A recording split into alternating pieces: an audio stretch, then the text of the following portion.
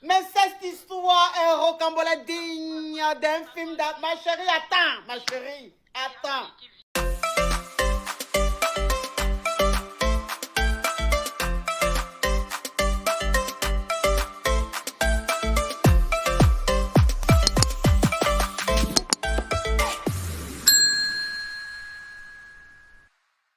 Regardez ce qui va se passer. Tu es marié depuis 11 ans. Et ton mari et toi, tout allait bien. Et vous avez eu un premier enfant. Quand tu es tombée enceinte de ton deuxième enfant, à partir de 6-7 mois de grossesse de ton deuxième enfant, ton mari a commencé à mal se comporter. Il dormait dehors, il découchait, il faisait tout et n'importe quoi. Donc, quand ton mari sortait, tant qu'il ne rentrait pas, tu ne pouvais pas dormir. Parce que comme tu étais enceinte, c'est les hormones qui font ça. Donc, c'est quand il rentrait le matin que toi, tu dormais. Ce qui faisait que tu étais de plus en plus fatigué. Quand tu as accouché de votre deuxième enfant, tu as accouché par césarienne, tu as fait 10 jours à l'hôpital. Dieu seul sait combien de fois il allait te voir, ce monsieur. Et quand tu es rentré de l'hôpital, 5 jours après, ton mari te fait asseoir pour te dire que tu dois partir, tu dois rentrer en famille. Et que lui va prendre un appartement pour toi. Tu vas rester là-bas avec les enfants. Parce que lui, il ne se sent plus dans ce mariage-là. C'est comme si, en fait, le mec voulait divorcer parce qu'il t'a dit qu'il veut prendre un appartement pour toi. Donc, toi, tu lui as dit, ben non, moi, je viens d'accoucher, on a 2 enfants. S'il y a de nous deux, s'il y a un qui doit partir de la maison, c'est bien toi. Et depuis que tu as dit ça, bon, faut dire que ta maman est venue parce que tu as accouché en Afrique. Quand on accouche, nos mamans viennent nous aider et tout ça. Donc, ta maman est venue rester auprès de toi pour laver le bébé et tout. Malgré que ta maman soit là, le monsieur là découche tous les jours. Le monsieur là, c'est-à-dire que dans la semaine là, s'il a dormi à la maison, c'est 1 fois ou 2 fois. Alors que sa belle-mère est là. Donc, ça, ta maman même est choquée. Ta maman te dit, ma fille, ça va? Tu dis oui. Ah, de toute façon, ton mari se comporte là. Moi, mais je n'ai jamais vu ça. Je suis là, il découche comme ça, il ne se gêne pas.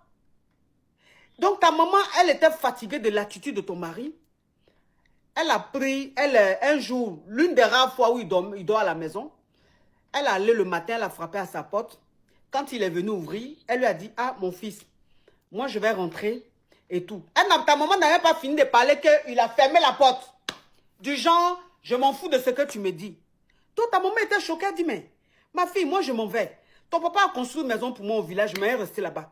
Parce que le comportement que ton mari a là, c'est un manque de respect. Moi, je ne peux pas accepter qu'un enfant comme ça me manque de respect. Mais comme vous êtes mariés, toi, tu peux rester là, mais moi, je ne peux pas. Mais comme ta petite soeur est là, je vais te laisser être ta petite soeur.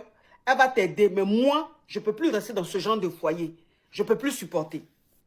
Et un jour, tu as appris qu'il sortait avec ton mari sort avec une femme mariée. C'est-à-dire que celle pour qui ton mari se comporte comme ça, là, elle est mariée. Mais elle a menti à ton mari. Elle a dit à ton mari qu'elle n'est pas mariée. Donc, voilà comment tu rentres dans le Facebook de cette dame-là. Quand tu vas, tu vois que vous avez un ami en commun. Et cet ami en commun, c'est ton collègue. Donc, quand tu arrives au travail, tu demandes à ton collègue, ah, excuse-moi, j'ai vu une fille là, dans ton truc là. On dirait que son visage me dit quelque chose. On dirait que je la connais quelque part, mais je ne sais plus. Et puis maintenant, ton collègue te dit, ah oui, celle-là, c'est la femme à mon ami. Et tu dis, ah bon? Est-ce que je peux avoir, justement, est-ce que je peux avoir le numéro de ton ami là? Parce que je sais qu'on se connaît, on a fait l'école ensemble. Est-ce que je peux avoir son numéro? Donc, ton collègue, on dit le parfum. Ouh, ma chérie, s'il te plaît, est-ce que tu me permets de me parfumer? Oui, allez-y.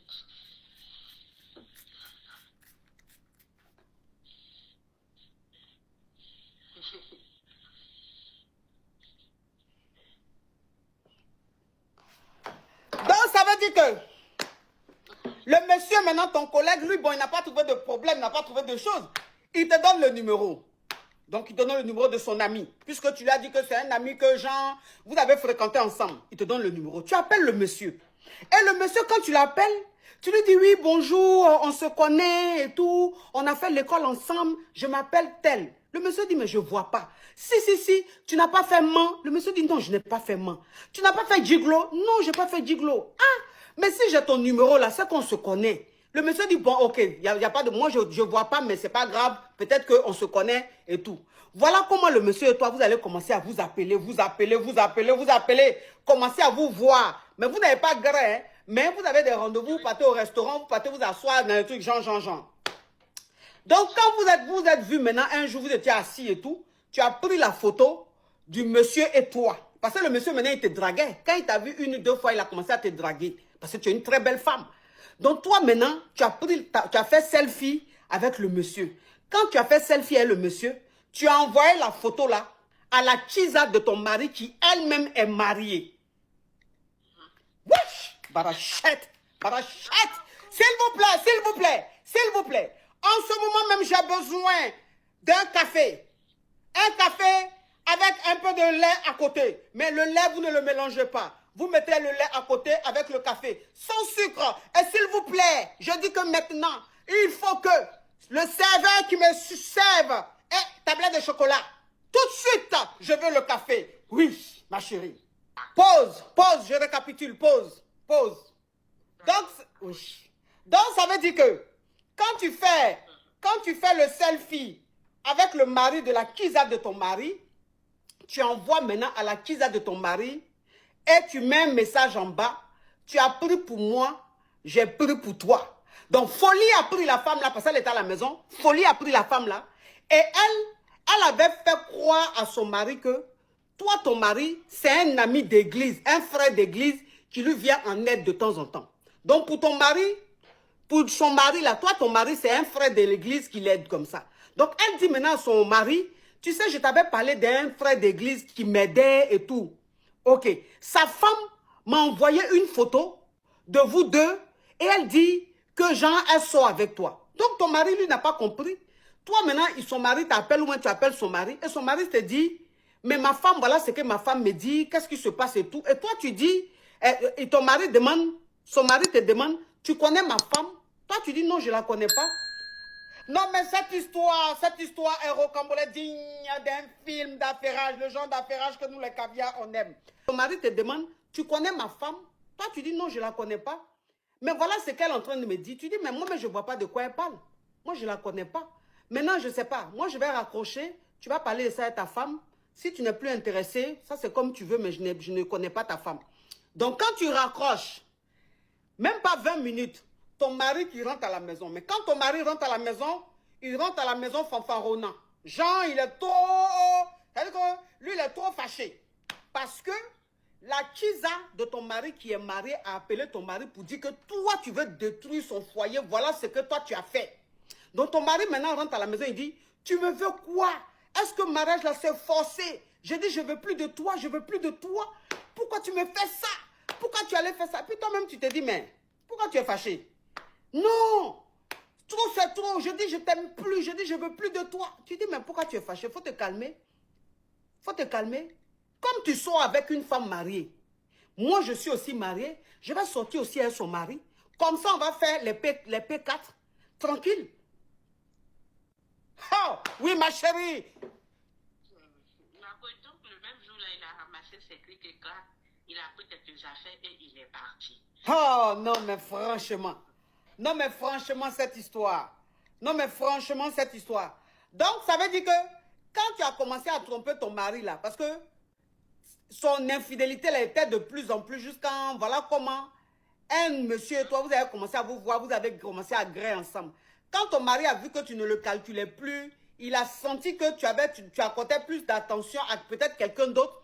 Il a commencé à revenir vers toi. Il a commencé à vouloir demander pardon. Il a commencé à te dire qu'il faut que vous repreniez, il faut que vous essayez de sauver votre foyer. Après, il a voyagé, mais quand il a voyagé, il ne dépensait pas. Bon, anyway, tant qu'à faire, il est revenu. Quand il est revenu, il a fait asseoir la famille. Il a dit qu'il demandait pardon et qu'il allait faire beaucoup d'efforts. Donc, toi, tu t'es dit, comme ton mari veut revenir et tout, peut-être qu'il s'est ressaisi. Vous avez 2 enfants, tu n'as pas envie de divorcer. Donc, tu lui as donné une seconde chance. Une seconde chance là, il est resté calme un moment. Après, il a recommencé ces mêmes bêtises-là, cette fois-ci avec une autre femme qui, elle aussi, est mariée. Donc, voilà comment, quand toi aussi tu as vu ça, puisque quand ton mari t'a demandé pardon et qu'il voulait que tu lui donnes une seconde chance, tu as arrêté avec ton amant parce que tu t'es dit, ça va dans ton couple, tu vas arrêter avec ton amant.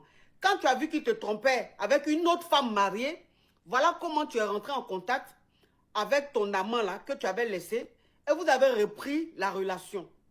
Jusqu'à ton mari a su, il a vu dans ton téléphone ou quoi que ce soit, il a su que tu le trompais. Donc quand il a découvert ton infidélité, il t'a dit qu'il te pardonnait et que si tu t'es retrouvé dans les bras d'un autre homme, c'est de sa faute. C'est parce qu'il t'a trop fait des choses que tu as fait ça, mais qu'il te pardonne et ça reste votre secret.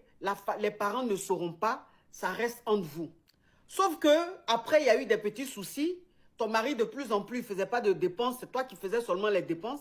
Donc tu allais te plaindre auprès de la famille. Lui, il s'est levé maintenant pour aller dire maintenant que toi tu le trompes. Alors qu'il avait promis que ça restait entre vous deux, ça restait votre secret. Voilà comment finalement tu as vu que ça n'allait vraiment pas et que ce mariage-là de toute façon c'était fini depuis. Toi maintenant tu as quitté la maison, tu as pris un autre appartement et tu es toujours avec ton amant.